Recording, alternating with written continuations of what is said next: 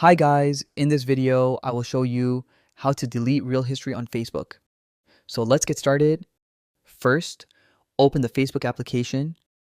Next, in the top left corner, click on these three horizontal lines. Next, go to Settings and Privacy. Next, tap on Settings. Next, scroll all the way down, and here you find your activity. In the Activity section, tap on Activity Log. Now, tap on the first option, your Facebook activity. Next, tap on Manage Posts. Next, tap on Filters right here, and then tap on Categories.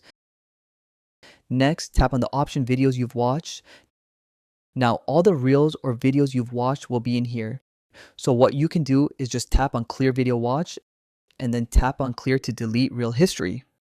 Or you can go ahead and do it one by one. And that's it, how to delete real history on Facebook. If this video helps you, please like, subscribe, and leave a comment on the video.